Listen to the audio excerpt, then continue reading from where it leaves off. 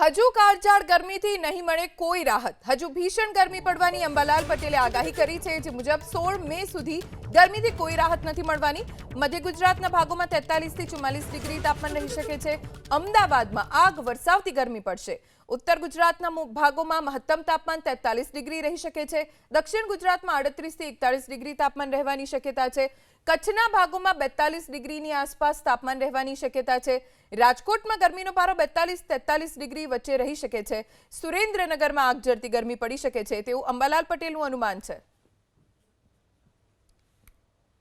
ગરમીમાંથી હજુ રાહત મળવાની શક્યતા નથી, કારણ કે હજુ પણ ગરમી મહત્તમ ઉષ્ણ તાપમાન કોઈ ભાગમાં 44 અને ક્યાંક તેથી પણ 45 પણ થઈ શકવાની શક્યતા રહે.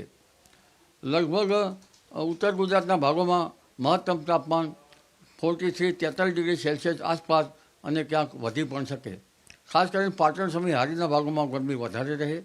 આ ઉપરાંત પાલનપુર, બનાસકાંઠા, વાવ, થરાદ, દિયોદર અને ડીસામાં ગરમીનું પ્રમાણ વધુ રહી શકે. આ ઉપરાંત સાબરકાંઠામાં, હિંમતનગર વગેરે ભાગોમાં ગરમીનું પ્રમાણ વધુ રહી શકે. તદ ભાગમાં મહત્તમ ઉષ્ણ તાપમાન 43-44 ડિગ્રી સેલ્સિયસ સુધી થઈ જવાની શક્યતા રહે. પંચમહાલના ભાગોમાં પણ મહત્તમ ઉષ્ણ તાપમાન 43-43 ડિગ્રી સેલ્સિયસ આસપાસ થઈ શકવાની શક્યતા રહે. મધ્ય ગુજરાતના ભાગોમાં, વડોદરા વગેરે ભાગોમાં મહત્તમ ઉષ્ણ તાપમાન 43-44 ડિગ્રી સેલ્સિયસ આસપાસ થઈ જવાની શક્યતા રહે.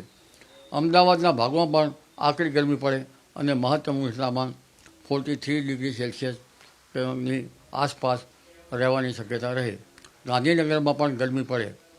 આ ઉપરાંત જૂનાગઢના ભાગમાં પણ આકરી ગરમી પડવાની શક્યતા રહેશે અને મહત્તમ ઉષ્ણ તાપમાન 41-42 ડિગ્રી સેલ્સિયસ આસપાસ રહેવાની શક્યતા રહે.